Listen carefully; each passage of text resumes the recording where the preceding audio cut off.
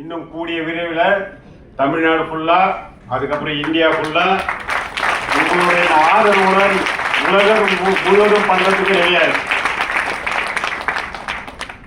11 million square feet residential flats,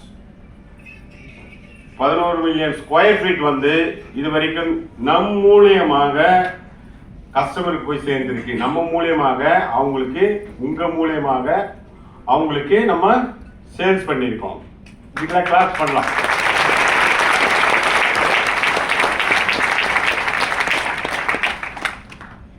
இது இல்லாம 195 construction product வந்து நம்ம பண்ணியிருக்கோம். அதாவது வீடு கட்டல் அந்த விஷயத்தை வந்து நம்ம பண்ணியிருக்கோம்.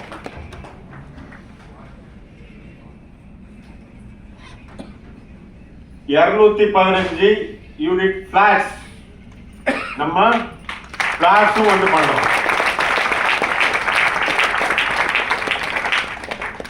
அடுத்தது 13,000 அண்ட் அபவ் கஸ்டமர்ஸ், 13,000க்கு மேல கஸ்டமர்ஸ் உங்க மூலியமா, உங்களை மாதிரி மக்கள் மூலியமா நம்ம கம்பெனிக்கு வந்திருக்காங்க. இங்க எவ்வளவு பேர் கொடுத்துருக்கோம் அப்படின்னா 10,072 பேவுட், 10,072 பேருக்கு அவங்க பண்ண வியாபாரத்துக்கு அவங்களுக்கு நம்ம வந்து பேவுட் கொடுத்துருக்கோம். அந்த அமௌண்ட் எவ்வளவுன்னு பாத்தீங்கன்னா 22.8 கோடி. இது நான் மிகப்பெரிய விஷயமா நான் பாக்குறேன். ஏன்னா லைஃப்ல இதெல்லாம் வந்து எனக்கு ஒரு மிகப்பெரிய விஷயம். நம்ம கம்பெனில இப்போ ஒரு கம்பெனி ஆரம்பிச்சா சேலரி கொடுக்குறோம்ல, அப்போ அதனுடைய அமௌண்ட் இங்க ஒரு 22 கோடி கொடுத்துருக்கோம். அப்படிங்கும் போது எனக்கு வந்து அது ஒரு மிகப்பெரிய மகிழ்ச்சியா வந்துருக்கு. அடுத்து நம்ம கம்பெனியில ஆஃபர்ஸ் கொடுப்போம். ஆஃபர்ஸ் என்னது சார்? அச்சீவ்மெண்ட் பண்றது, அச்சீவ்மெண்ட் பண்றது, சுறுசுறுப்பாக செய்வது. அதாவது நம்ம மக்கள்ல ஆஃபர் அப்படின்னு என்ன பண்ணுவாங்க? அடிச்சுன்னு ஓடுவாங்க விறுவிறுப்பா. ஆஃபர்னால மிக மகிழ்ச்சி ஆயிடுவாங்க. ஆஃபர் அப்படின்றது என்னன்னா, சாதாரணமா ஒன்று வாங்கினா ஒன்று ஃப்ரீ, இது வாங்கினா 50% ஆஃபர், அது மாதிரி ஒன்று கொடுப்பாங்க. நம்ம அது மாதிரிலாம் வந்து கொடுக்க மாட்டோம். ஒரு டார்கெட் வச்சு அந்த ஆஃபரை அச்சீவ் பண்றவங்களுக்கு வந்து என்ன நம்ம அனௌன்ஸ் பண்றோமோ அதை வந்து அவங்களுக்கு கொடுப்போம். இது வரைக்கும் பாத்தீங்கன்னா 158 ஆஃபர்ஸ் வந்து நம்ம அனௌன்ஸ் பண்ணி அதை வெற்றிகரமா கொடுத்து வச்சிருக்கோம்.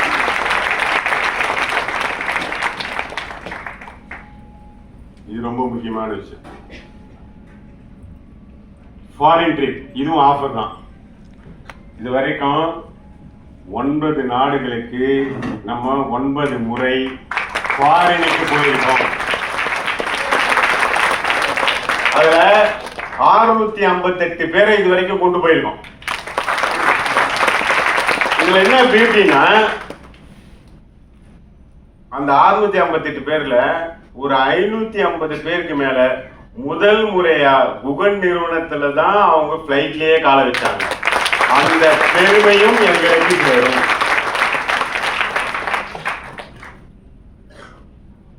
அது அடுத்தது வந்து பாத்தீங்கன்னா இந்தியாவுக்குள்ள போனது டொமஸ்டிக் ட்ரிப்.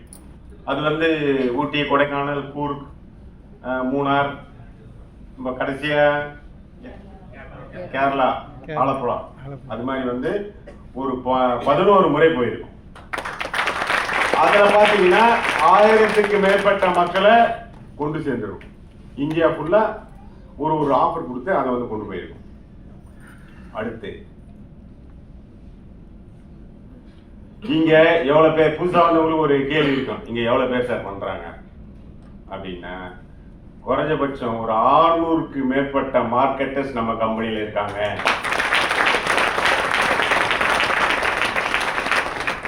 அது மட்டும் தானா, நம்ம கம்பெனியில அந்த ஒரு கேட்டகரி இருக்கு, லெவல் ப்ரொமோஷன், அது மாதிரியான விஷயங்களுக்கு அதெல்லாம் வந்து இங்க போட்டிருக்கோம். இங்க எனக்கு என் கூட சேர்ந்து ஒர்க் பண்ற பிஓடிஸ், போர்ட் ஆஃப் டைரக்டர்ஸ் 5 பேர் எனக்கு துணையா இருக்காங்க. நாங்க 6 பேர் டைரக்டர். அதில் 5 பேர் வந்து எங்களுக்கு துணையாக இருக்காங்க. அதுக்கப்புறம் எங்களுக்கு அடுத்த லெவல் இடிஸ், எக்ஸிக்யூட்டிவ் டைரக்டர்ஸ், அது வந்து 3 பேர் இருக்காங்க. Mister Vadivel, mister Muthukumar, mister Naresh, இவங்க 3 பேர் இருக்கு. ஏன்னா புதுசாக வந்தவங்க இது எல்லாமே நீங்கள் தெரிஞ்சுக்கணும். அடுத்தது இபி, எக்ஸிக்யூட்டிவ் பார்ட்னர். அப்படி பார்த்தீங்கன்னா நம்ம கம்பெனியில் 2 பேர் இருக்காங்க.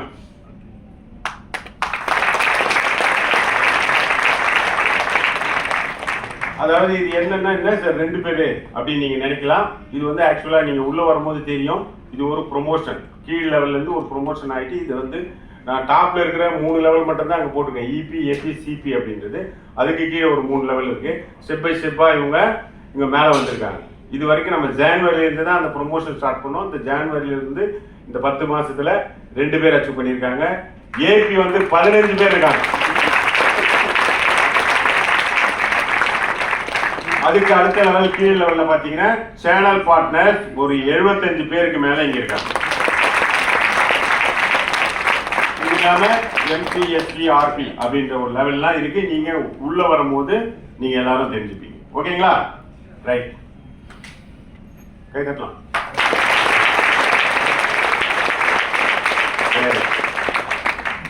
இப்ப மறுபடியும் புதுசா வந்தவங்க கிட்ட பேசுறேன். கை தட்டுங்கண்ணா. புதுசா வந்தவங்க கிட்ட தானே பேசுறேன்.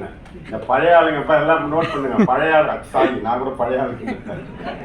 புதுசா வந்தவங்களை தவிர மற்றவங்க யாரு வந்து நான் சொல்றதுக்கு உடனே ரியாக்ட் பண்றாங்களோ அவங்க பேரெல்லாம் நோட் பண்ணுங்க. Okay, right. கை தட்டுறது அப்படின்றது ஒரு நல்ல விஷயம். கை தட்டுங்க அப்படின்னா கை தட்டுனால நமக்கு என்ன ஆகும்னா ஆரோக்கியம் அதிகமாகும், ஆயுசு கூடும். இது நீங்க நம்புறீங்களா? இப்ப பீச்ல எல்லாம் போனீங்கன்னா ரவுண்ட் கட்டி நின்னுன்னு சிரிச்சுன்னு இருப்பாங்க. அப்படி கையை கை வச்சுக்கின்னு அப்படி சிரிச்சுன்னு இருப்பாங்க. பாத்துக்கிறீங்களா இல்லையா? அது பேர் என்ன? லாஃபிங் தெரப்பி. அது தெரியுதா? ஆனா பாங்களா, நம்ம தாத்தை முப்பாட்ட சொல்லிக்கிறான், வாய் விட்டு சிரிச்சா நோய் விட்டு போயிடும். அதெல்லாம் கேட்கறது கிடையாது. இப்போ போற அப்படியே இந்த உலகத்துல இருக்கிற கஷ்டம் எல்லாம் உங்க தலைமையிலதான் நம்ம ஆள் சொல்லிக்கிறான். அதெல்லாம் இப்போ கேட்கறது இல்லை. இது மாதிரி யாருன்னா ஒருத்தர் அமெரிக்கால இருந்து எவனா சொல்லியிருப்பான், நீ நல்லா சிரிச்சினா உங்களுக்கு வேதிலாம் போயிடுந்தாங்க, உடனே பீச்சில் போய் ரவுண்ட் கட்டி நிற்குது. நம்ம தாத்தா சொல்லிக்கிறாங்க. அது மாதிரி நீங்க கை தட்டினாலும் உங்களுக்கு ஆயுசு கூடும். எப்படி? நம்ம உடம்புல ரத்தம் நரம்பு அருவியா, அதெல்லாம் எங்க ஆரம்பிக்குது? மண்டையிலயா? உள்ளங்கையில ஆரம்பிச்சு காலில் வந்து முடியுது. காலில் ஏதோ கொஞ்சம் நடந்துடுறோம். பைக்ல போறோம், சைக்கிள்ல போறோம், கார்ல போறோம்னாலும் கொஞ்சம் நடந்துடுறோம். ஆனா இந்த கைக்கு வேலையே கொடுக்குது. ஒரு காலத்துல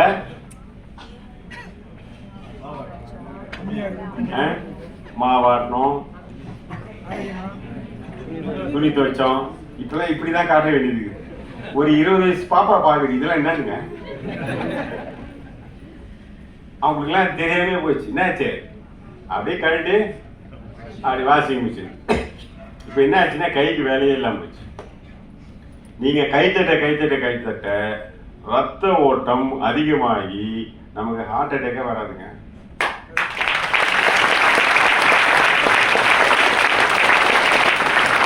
அதனால இதுக்கப்புறம் உங்களுக்கு வாய்ப்பு கிடைச்சதுன்னா நல்லா கைத்தட்டு. அதுக்கு இது ஒரு வாய்ப்பு. கை தட்டுங்கன்னா இன்னொரு விஷயம், பணக்கார கடவுள் யாருங்க? பெருமாளா? யாரு? முகேஷ் ஜி.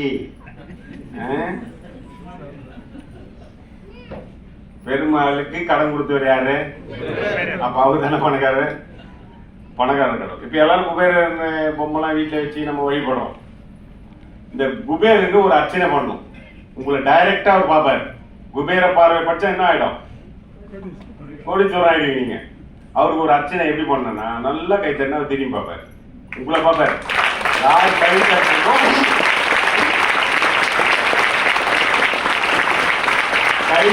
அவர் பார்ப்பாரு.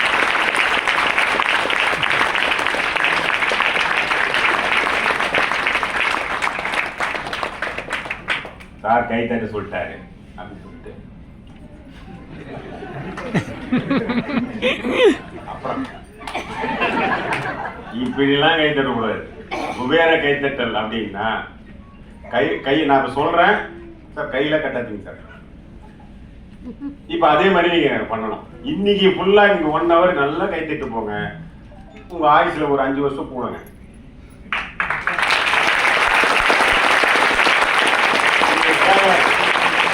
இதெல்லாம் நான் ஒத்துக்க மாட்டேன். இதெல்லாம் நான் ஒத்துக்க, நான் சொல்லும் போது தட்டணும். நம்ம ஆள் சொல்லிடுறாரு சார், விதி சார். அது எப்படி நீங்க 5 வருஷம் எங்களுக்கு போகுது? விதியும் மதியால் வெல்லாம் நம்ம ஆள் சொல்லி வச்சுக்கிறேன். விதி மதியால் வெள்ளதான். அதனால குபேர கைத்தட்டல் எப்படி இருக்கணும்னா நல்லா கையை இப்படி உயர்த்திக்கணும். இப்படி உயர்த்துவேன். இது நம்ம ஷோல்டருக்கு நேரா இங்க வச்சுக்கலாம். இது கூட கான்பிடென்ட். வேலூரம்மா, வேலூர்ல இருந்து இதுதான் வந்தீங்களோ? நல்லா இப்படி கையை வைத்தீங்க. நான் தட்டினதுக்கு அப்புறம் அப்படியே தட்டுங்க, நல்லா வேகமா.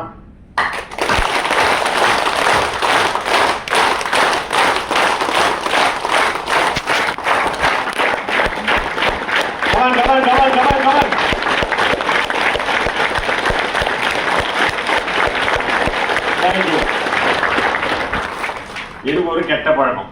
இப்ப இந்த கை தட்டுறது கற்றுக் கொடுத்துருந்தா, நான் இந்த ஸ்டேஜ்ல இருந்து இறங்குறதுக்குள்ள எனக்கு இத்தனை வாட்டி இந்த கை தட்டுவோம். அதுவும் குபேர கை தட்டல.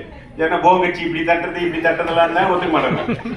இதே வேலை தான். அதுதான் ஹைட்டா ஸ்டேஜ்ல நின்றுக்கிறீங்க.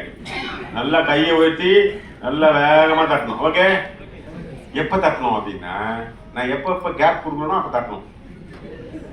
அப்படியே உங்களுக்கு கஷ்டமா இருந்துச்சுன்னா யாருன்னா ஒரு 2 கை தட்டிட்டு இருந்தா டக்குன்னு தட்டிக்கு. அவ்வளவுதான் முடிஞ்சிச்சு. ஆயுசு கூட போகுது சார்.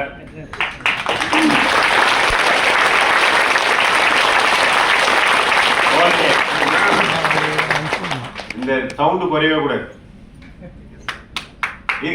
தட்டினே இருக்கா?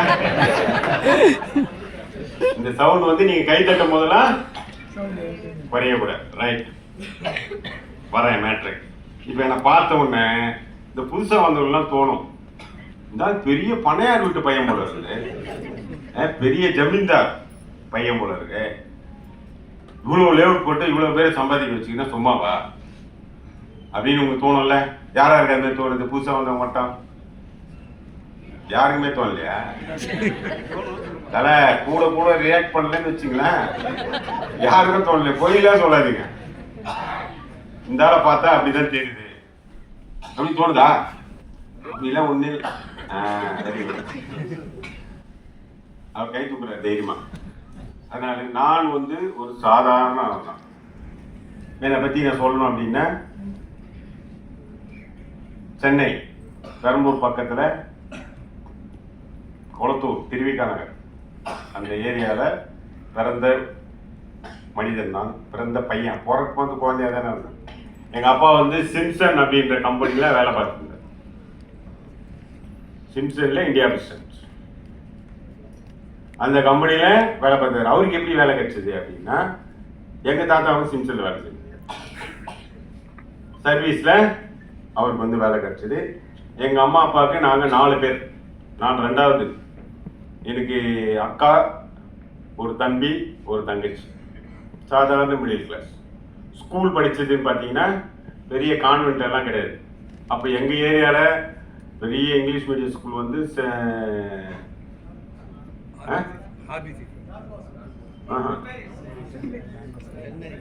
Send Mary's. யார் சொன்னது? பெரம்பூரா நீங்க?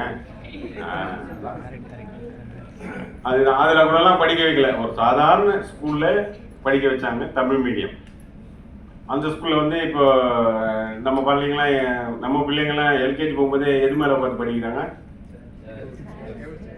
சேரு, டெஸ்க்கு, இண்டிவிஜுவலா ஒரு சேர் நம்ம இருக்குது. ஆனா கீழே உட்கார்றது இல்லை. ஆனா நான் 8th வரைக்கும் கீழே தான் உட்காந்து. அதான் எங்க ஸ்கூல். 8th வரைக்கும் செப்பல் போடாம தான் ஸ்கூலுக்கு போனேன். அதெல்லாம் தெரியாது. அப்போ எதனா ஃபங்க்ஷன் போனதான் செப்பல், செருப்பு. அப்படி கீழே உட்கார்ந்து என்ன ஆகும்? உட்கார்ந்த இடத்துல கீழிடும். அது சிமெண்ட் தர கரடு முறையா இருக்கும். உட்கார்ந்த இடத்துல கீழிடும். கிழிஞ்சு போனா அது எங்க அப்பாலாம் பாத்தீங்கன்னா வருஷத்துக்கு 2 ட்ரான்ஸ்ஃபர் தான், 2 ட்ரெஸ் தான். கிழிஞ்சிச்சுன்னா அதை பற்றி கவலையே கிடையாது. அதை அப்படியே அந்த கிழிஞ்ச இடத்துல அதே காக்கி கலரில் ஒரு ஒட்டு போட்டுருவாங்க. ஒட்டு போட்டு அப்படியே போட்டுப்போம். அதை பற்றிலாம் கவலையே பண்ண மாட்டேன். நம்ம பிள்ளைங்களாம் இப்போ அப்படியே இருக்குது. கொஞ்சம் காசுக்குனாலும் தூக்கி போட்டு போயிட்டே இருக்காங்க. ஸ்கூலுக்கு போவோம். எனக்கு அப்போ பேரே வந்து போஸ்ட் பாக்ஸ். அந்த ஓட்டை கொஞ்சம் லேசாக கிழிஞ்சிருக்க பாருங்க. அப்போ ஒருத்தனா பண்ணுவோம், பேப்பரை சுற்றி அது உள்ள போடுவோம், லெட்டர் போடுறோங்க. இப்படிலாம் யாராவது நடந்திருக்கு? கையெல்லாம் தூக்கிடாதீங்க. இந்த கேட்டகரியில் நிறைய பேர் மிடில் கிளாஸில் அதெல்லாம் சகஜம். அதை போட்டு ஒட்டு போட்டு ட்ரவுசர் போட்டுன்னு ஸ்கூலுக்கு போய் ஜாலியாக போயிட்டு வந்தவங்க தான். அப்படியே 9th 10th 9th 10th அப்புறம் வந்து பார்த்தீங்கன்னா பெரம்பூரில் RBCC ஸ்கூல் +2 வரைக்கும். அங்கே அது கொஞ்சம் நல்ல ஸ்கூல். அங்கே தான் முதலாக டெஸ்கில் உட்காந்தாங்க, டேபிள் சேரில். அங்கே ஒரு +2 வரைக்கும் படித்தேன். +2 படித்த உடனே எல்லாருக்கும் இருக்கிற ஆசை மாதிரி எனக்கும் அந்த காலேஜ் போகணும், இந்த காலேஜ் போகணும், தியாகராஜா போகணும், பச்சைபாஸ் போகணும். அப்போல்லாம் அதான் நம்ம கேட்டகரிக்கு. அப்போல்லாம் அதான் இருந்துச்சு. நம்ம வந்து படிக்கிறதுல வந்து சூரப்புலிலாம் கிடையாது. ஆவரேஜ் தான் ஸ்டூடெண்ட். அதனால ஏதோ பாஸ் ஆகும், வருஷம் அப்படி கிளாஸ் மாறி போயிட்டே இருக்கும். +2 முடிச்சோடனே அந்த காலேஜ் போகலாம், இந்த காலேஜ் போகலான்னு சொல்லிட்டு ரொம்ப ஆர்வமாக இருக்கும் போது எங்கள் அக்காவுக்கு வந்து திருமணம் நடந்து முடிஞ்சு. எனக்கு +2 அந்த எக்ஸாம் டைமில் தான் மேரேஜ் முடிஞ்சுது. அப்போ ஒரு மிடில் கிளாஸ். எங்கள் அப்பா இருக்கிற லோன் எல்லாம் போட்டு, எங்கள் அப்பா வந்து கரெக்டான ஆள் தான், எந்த கெட்ட பழக்கம்லாம் கிடையாது. பட் குடும்பம், அவருக்கு அக்கா தங்கச்சி அம்மா அப்பா அது மாதிரியான விஷயங்கள் வர்றதுக்கு செலவு பண்ணுறதுக்குமே கரெக்டாக இருந்தது. அதனால் பெருசாக சேமித்து வைக்கல. அதனால் கடன் வாங்கி தான் எங்கள் அக்கா கல்யாணம் பண்ணார். அதனால் வந்து பெரிய ப்ராப்ளம் வீட்டில் எல்லாரும் மிடில் கிளாஸ்லேயும் இருக்கிற ப்ராப்ளத்தை வந்து நான் ஃபேஸ் பண்ணேன். அப்போ என்ன தோணுச்சுன்னா, எனக்கு எங்கள் அப்பா ஒரு நாள் எங்கள் அம்மா கிட்ட கொஞ்சம் கண் கலங்கி பேசுகிறாரு. பெரிய பையன் கொஞ்சம் வேலைக்கு போனால் நல்லா இருக்கும், என் பேரை சொல்கிறாரு. அப்போ +2 லீவில் இருக்கேன் நான். அப்படி அந்த காலேஜில் போய் அப்ளிகேஷன் போடுறது, இந்த காலேஜில் போய் அப்ளிகேஷன் போடுறது, அப்படி சுற்றின்னு இருக்கேன். அப்படி கொஞ்சம் கண்கள் எங்கள் அம்மா அப்பா 2 பேருமே அந்த அழுதுனே பேசுகிறாங்க. அவங்களுக்கு தெரியாது நான் இருக்கிறேன்னு சொல்லிட்டு. இருக்கிறேன்னா நான் தூங்கி நிற்கிறேன்னு நினச்சிருக்கிறாங்க. அப்போ எல்லாமே ஒரே ஒரு 10க்கு 10 ரூம் தாங்க, 6 பேருக்கும் அதான் ரூம். ஒரு கட்டில் இருக்கும். அதுலேருந்து கட்டிலுக்கு வெளியே வந்து ஒரு 4 அடி 5 அடி இருக்கும். எங்களுடைய பாதி உடம்பு வெளியே இருக்கும், பாதி உடம்பு கட்டிலுக்கு கீழே இருக்கும். அவ்வளோதான் ரூமு. நாங்கள் தூங்கிட்டு நினச்சி அவங்க பேசினுக்கிறாங்க, அழுகுறாங்க. இல்லை பையன் படிக்கிட்டு, நம்ம குடும்பத்தில் யாருமே டிகிரி படிச்சது இல்லை. ஏன்னா எங்கள் அக்கா +2 நின்ட்டாங்க. நம்ம பையன் படிக்கட்டும் அப்படின்னு அப்படி பேசுகிறாங்க, இப்படி பேசுகிறாங்க. நான் என்ன பண்ணேன், ஒரு முடிவு பண்ணிட்டேன். இதுக்கப்புறம் கொஞ்சம் யோசித்தேன். நானும் நம்ம வேலைக்கு போயினே படிக்கலாம் அப்படின்னு முடிவு பண்ணிட்டு நான் வேலை தேட ஆரம்பித்தேன். ஏதோ அப்போ கிடைச்ச வேலையெல்லாம் சின்ன வேலையெல்லாம் பண்ணிட்டு இருந்தேன். அப்படியே தான் நான் கரஸில் தான் நான் என்னுடைய டிகிரியை வந்து முடித்தேன். கரஸில் தான் நான் படித்தேன். இந்த டைமில் எனக்கு கரெக்டாக எங்கள் அப்பா சிம்ஸில் வேலை செய்கிறார் இல்லைங்களா. என்னுடைய டிகிரி முடிக்கும் போது, யூஜி முடிக்கும் போது எனக்கு வேலை கிடைச்சி. வேலை கிடைச்சோன்னே அப்படியே வானத்தில் மிதக்கிற மாதிரியான ஒரு விஷயம். ஏன்னா சிம்சன்றது யாராருக்கு தெரியும் சார்? சிம்சன் பரவாயில்லையே, நம்மளுக்கு பார்த்து ஒரு நல்ல கம்பெனி, பிரிட்டிஷ் காலத்து கம்பெனி. ஒரு டிவிஎஸ் எப்படியா, அசோக் லைலண்ட் எப்படியா, அது மாதிரி ஒரு நல்ல கம்பெனி. எங்களுக்கும் 3வது தலைமுறை நான் வேலைக்கு போனோம்னா அப்படியே வானத்தில் பறக்கிற மாதிரி ஒரு சூப்பரானது பற்றி. ஏன்னா அந்த காலத்தில் வேலை கிடைக்கிறதே கஷ்டம். இன்னைக்கு வந்து அது வேற டிஃப்ரெண்ட். அன்றைக்கி வேலையே கிடைக்காது. இந்த வறுமை நேர் சிவப்புலாம் படம்லாம் யாரை பார்த்தீங்க? தெரியும் இல்லையா? அப்போலாம் அதுக்குன்னு ஒரு படம்லாம் எடுப்பாங்க. அப்படி அவ்வளோ கஷ்டம்லாம் இருந்துச்சு. நான் அந்த காலத்து ஆள் இல்லை, அதுக்கு கொஞ்சம் ஒரு 10 வருஷம் அதுக்கப்புறம் வந்தவன். உடனே அப்படியே கணக்கு போட்டுறாதீங்க. அந்த படம்லாம் பார்த்துனுக்குறோம். அப்போது அந்த ஒரு சூழ்நிலை எனக்கு வேலை கிடைச்சோன்னா அது ரொம்ப சந்தோஷமாக இருந்துச்சு. நான் அந்த ஜாபை வந்து போக ஆரம்பித்தேன். ஒரு நல்ல வேலை போனதால என்ன நான் அடுத்தது காலகாலத்தில் இவனுக்கு பிடிச்சி போடுறான் அப்படின்னு சொல்லிட்டு கல்யாணம் என்ன நடக்கும்? அதுக்கு தானே நம்ம வரவே எடுத்துக்கிறோம். உறக வேண்டியது 2 பெத்துட்டு போக வேண்டியது, அதெல்லாம் கரெக்டாக நடந்துச்சு. இந்த டைம்ல எங்க அப்பாவுக்கு 58-60 வயசு ஆகும்போது ரிட்டையர்மெண்ட். அதே கம்பெனியில் எங்கள் அப்பா ரிட்டையர்மெண்ட் அப்படின்ற மாதிரியான ஒரு விஷயம் சுச்சுவேஷன் வந்து வருது. எல்லாம் ரிட்டையர்ட் ஆகி தான் ஆகணும். அப்போ எங்கள் அப்பா அடுப்போ வீட்டுக்கு போகிறார். எல்லாம் அது ஒரு மகிழ்ச்சியான தருணம். அது இதெல்லாம் பண்ணுவாங்கல்ல, எல்லாரும் வீட்டுக்கு வருவாங்க, எல்லாமே இது சென்ட் ஆஃப் பண்ணுவாங்க. அந்த ஒரு விஷயம்லாம் வரும்போது அதுக்கு முன்னாடி ஒரு தகவலை சொல்லிடுறேன். இந்த குழந்தை பிறந்த உடனே எனக்கு ஒரு யோசனை வந்தது. எனக்கு முதல் குழந்தை பிறந்த உடனே நான் வேலை செஞ்சுக்கினே வந்து யோசிக்கிறேன், நமக்கு வந்து குழந்தை பிறந்தது, இதை விட எந்த ஸ்கூலில் படிக்க வைக்க போகிறோம், எப்படியெல்லாம் வந்து நம்ம லைஃப்பை தள்ள போகிறோம், இவனுக்கு என்னென்ன தேவைகளை பூர்த்தி செய்ய போகிறோம் அப்படின்னு சொல்லிட்டு எனக்கு யோசனைகள் அப்படியே ஓட ஆரம்பிச்சு. ரைட், இப்போது எங்களுக்கு வந்து பார்த்தீங்கன்னா டே ஷிஃப்ட்டு, நைட் ஷிஃப்ட். டே ஷிஃப்ட்னா